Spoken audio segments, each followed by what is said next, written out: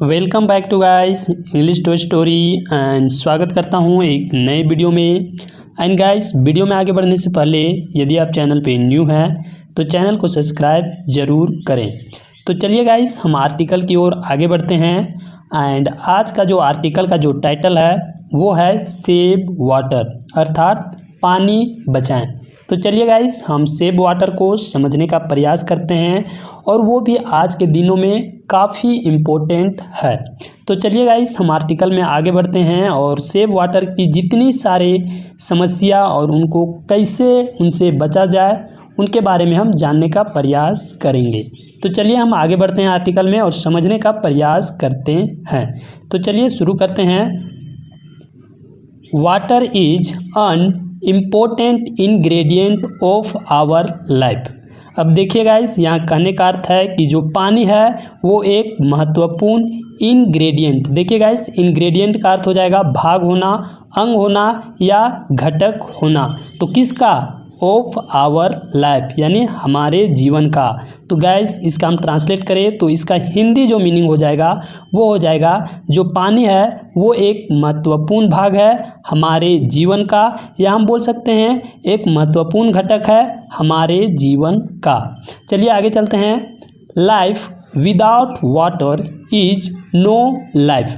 अब देखिए गाइस, यहाँ कहने का अर्थ है कि लाइफ यानी जीवन, विदाउट वाटर यानी बिना पानी के जीवन, इज नो लाइफ। अब देखिए गाइस, यहाँ कहने का अर्थ है कि जल के बिना जीवन नहीं है, क्योंकि देखिए यहाँ बिकॉज लगाकर बताया है। एंड बिकॉज का जो अर्थ होता है वो होता है क्योंकि।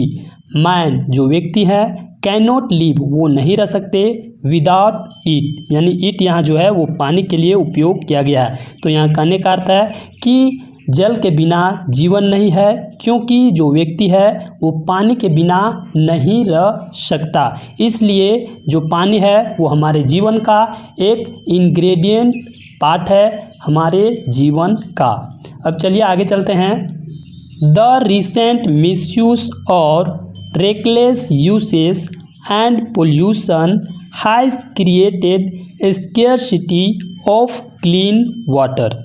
अब देखिए गाइस, यहाँ कहने का अर्थ है कि हाल ही में, देखिए रिसेंट का अर्थ होता है हाल ही में, मिसयूज का अर्थ होता है गलत उपयोग, और रेकलेस, देखिए रेकलेस का अर्थ होता है लापरवाह, यानी कि इन दोनों तरीके से क्या किया गया, यूज़, यानी कि एक तो मिसयूज़ किया गया और एक रेकलेस यूसेस किया गया।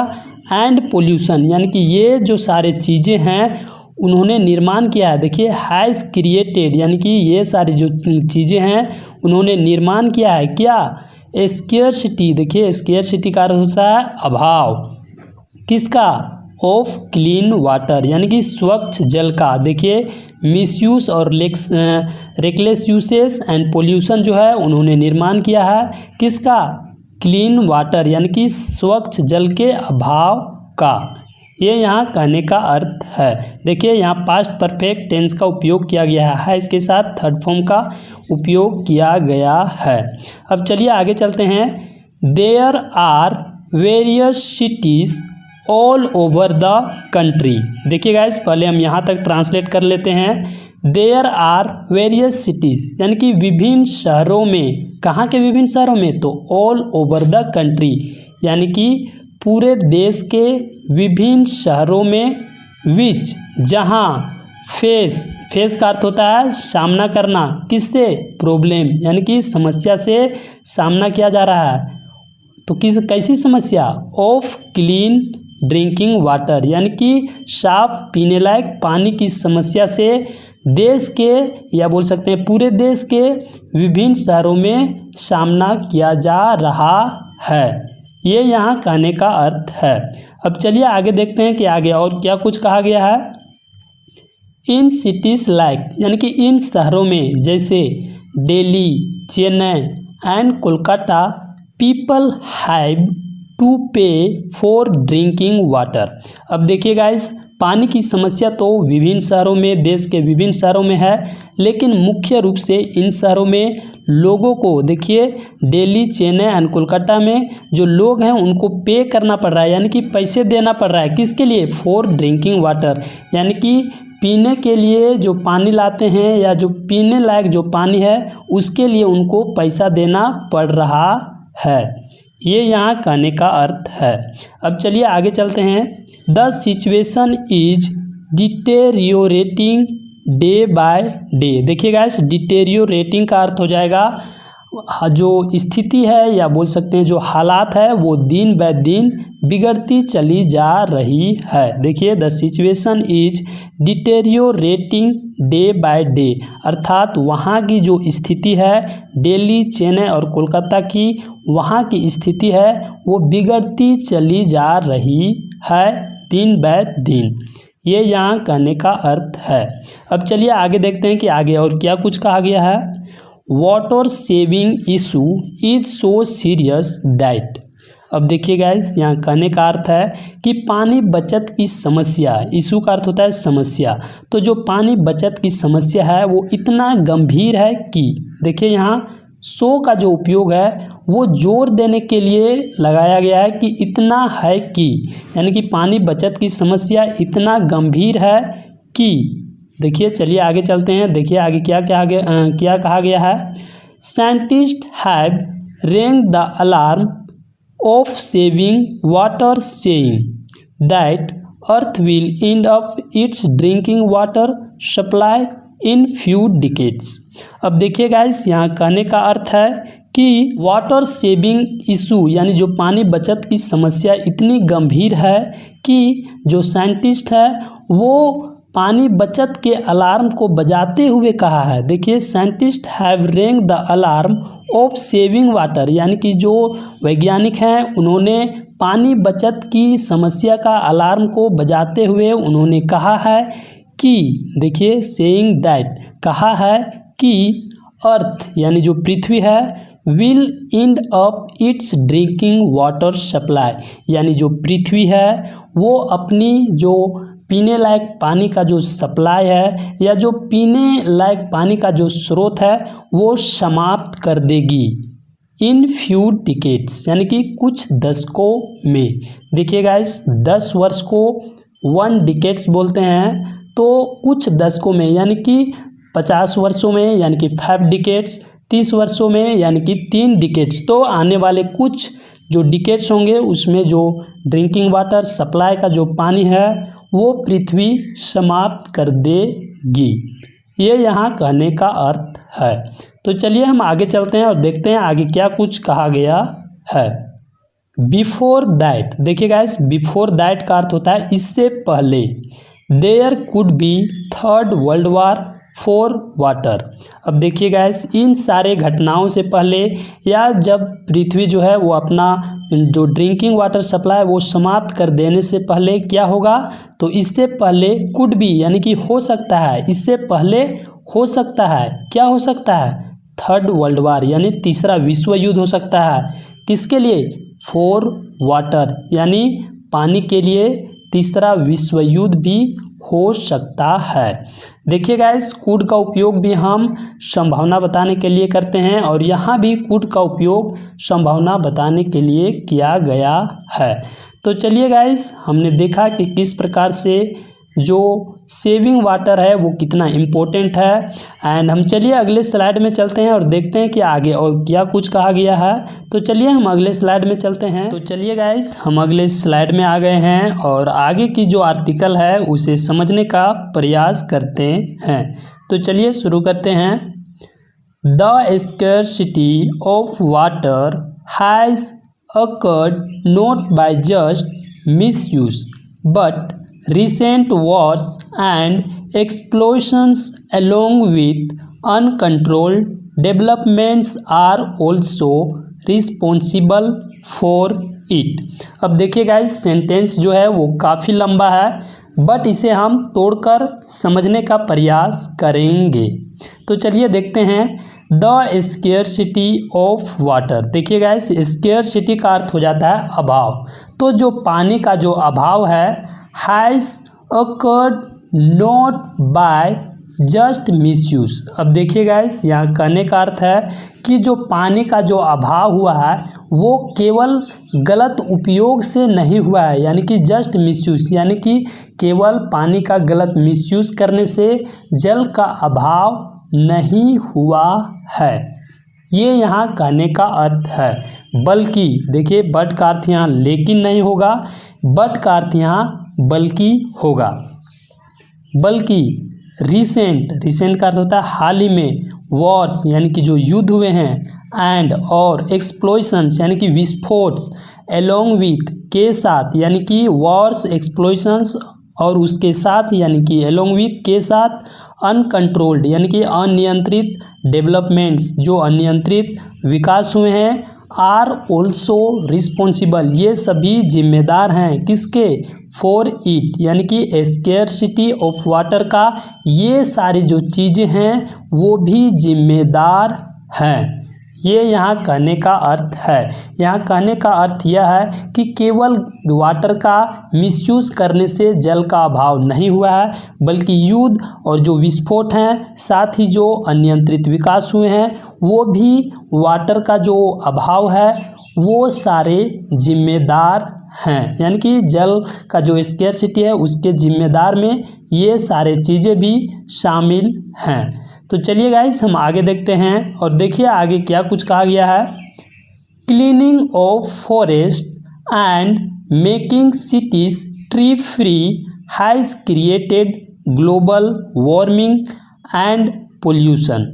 अब देखिए गाइस, यहाँ कहने का अर्थ यह है कि जो पेड़ों जो जंगलों की जो सफाई है, देखिए क्लीनिंग ऑफ फॉरेस्ट, यहाँ फॉरेस्ट्स यानी जंगलों की जो सफाई है, यानी कि जो पेड़ों की लगातार कटाई हो रही है, जंगलों की जो लगातार कटाई हो रही है, एंड और मेकिंग सिटीज़ और जो शहरों का निर्माण किया जा रहा है, ट्री फ्री यानी कि वैसे शहर जहाँ पेड़ नहीं लगाए जा रहे हैं, केवल पेड़ों को लगातार काटते चले जा रहे हैं और शहरों का निर्माण कर रहे हैं, यानी कि ट्री फ्री शहर का निर्माण किया जा रहा है, यानी कि ये जो दोनों जो घटनाएं हैं, हैज़ क्रिएटेड यानी कि ये जो दोनों घटनाएं हैं उन्होंने निर्माण किया है या बोल सकते हैं बनाया है, तो क्या, ग्लोबल वार्मिंग यानी ग्लोबल वार्मिंग की समस्या को बनाया है, एंड और पोल्यूशन यानी जो ये सारी जो चीज़ें हैं वो ग्लोबल वार्मिंग जैसी समस्या को और पोल्यूशन जैसी समस्या को जन्म दिया है। देखिए गाइस, ग्लोबल वार्मिंग हमने पिछले वीडियो में काफ़ी अच्छे से समझाया है, तो जो भी स्टूडेंट नहीं देखे हैं तो आप डिस्क्रिप्शन में मैं लिंक दे दूंगा, आप वहां से देख सकते हैं कि ग्लोबल वार्मिंग क्या होता है। तो चलिए हम आगे चलते हैं। This has lead to sharp decline in normal rate of rainfall. अब देखिए गाइस, यहाँ जो दिस हैज़ लीड टू इसका अर्थ हो जाएगा इसके कारण, यानी कि इन सारे ग्लोबल और पोल्यूशन के कारण, दिस हैज़ लीड टू यानी इसके कारण। वैसे तो लीड टू का अर्थ होता है नेतृत्व करना, लेकिन यहाँ जो लीड टू का अर्थ हो जाएगा वो हो जाएगा इसके कारण। तो दिस हैज़ लीड टू इसके कारण शार्प, देखिए शार्प का अर्थ होता है तेज गति से, डिक्लाइन यानी कि तेज गति से कमी आई है या गिरावट आई है, किसमें, इन नॉर्मल यानी कि साधारण, रेट यानी कि दर, किसका, ऑफ रेनफॉल यानी कि इनके कारण जो वर्षा का जो साधारण दर है उसमें तेजी से गिरावट आई है, ये यहाँ कहने का अर्थ है। देखिए, रेनफॉल का अर्थ होता है वर्षा एंड रेट का अर्थ होता है दर, तो ग्लोबल वार्मिंग और पोल्यूशन के कारण जो वर्षा का जो रेट है साधारण दर उसमें गिरावट आई है तेजी से। अब चलिए आगे देखते हैं आगे क्या कुछ कहा गया है। Industries are actively polluting water by depositing their waste in river and सी।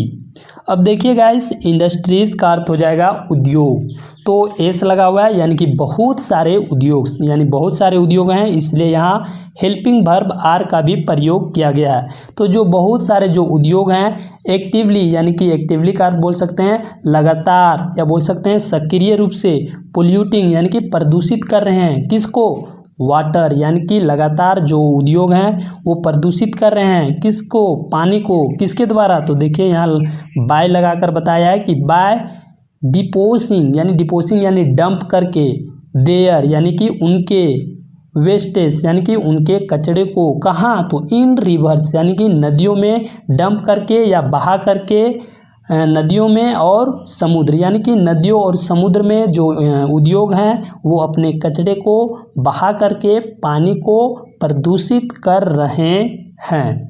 ये यहाँ कहने का अर्थ है। तो चलिए गाइस हम आगे भी देखते हैं कि आगे और क्या कुछ कहा गया है। Global warming and weather change, देखिए global warming and weather change have sent water level to deep down behind economical reach. अब देखिए गाइस यहाँ कहने का अर्थ है कि जो ग्लोबल वार्मिंग है एंड जो वेदर चेंज यानी कि जो मौसम में जो परिवर्तनें हैं वो, यानी कि ग्लोबल वार्मिंग और जो मौसम में जो बदलाव है हैव यानी कि ये दोनों मिलकर सेंड यानी कि भेज दिया है किसे, वाटर लेवल यानी कि जल स्तर को, टू डीप यानी कि बहुत ही नीचे स्तर में भेज दिया है, बहुत ही गहराई में भेज दिया है। देखिए डीप डाउन का अर्थ हो जाएगा बहुत ही नीचे या बहुत ही गहराई में भेज दिया है। बिहाइंड इकोनॉमिकल रीच यानी आर्थिक पहुंच से दूर या बहुत ही नीचे भेज दिया है। ये यहाँ कहने का अर्थ है। देखिए गाइस मैं फिर से एक बार ट्रांसलेट करता हूँ कि जो ग्लोबल वार्मिंग है और जो मौसम में जो परिवर्तन है वो पानी के स्तर को आर्थिक पहुँच से बहुत ही नीचे भेज दिया है। ये यहाँ कहने का अर्थ हो जाएगा। अब चलिए हम देखते हैं कि आगे और क्या कुछ कहा गया है। Canals, tanks, tubewells and wells are not fulfilling the demands of irrigation. अब देखिए गाइस यहाँ कहने का अर्थ है कि जो नहरें हैं, जो तालाबें हैं और जो ट्यूबवेल्स हैं, साथ ही जो वेल्स यानी जो कुएं हैं, ये सारे जो चीज़ें हैं वो फुलफिल यानी कि वो पूर्ति नहीं कर पा रहे हैं किसका, द डिमांड ऑफ इरिगेशन यानी जो सिंचाई की जो मांग है वो ये सारी जो चीज़ें हैं वो पूर्ति नहीं कर पा रहे हैं। यानी कि इन सारे चीज़ों से जो कृषि करने के लिए जो सिंचाई की जो आवश्यकता होती है उसकी आवश्यकता को पूर्ण करने में असक्षम हैं।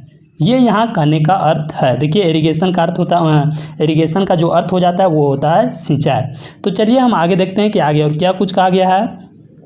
Acid rains and glacier melt down have created new problems to tackle.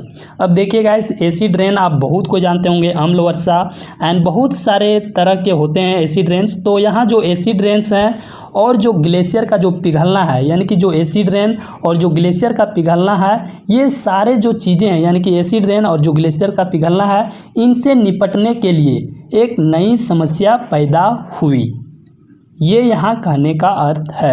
यानी कि जो एसिड रेन है और ग्लेशियर का पिघलना, ये जो घटनाएं हैं वो लोगों के सामने एक नई समस्या बनकर आई या इससे निपटने के लिए एक नई समस्या पैदा हुई।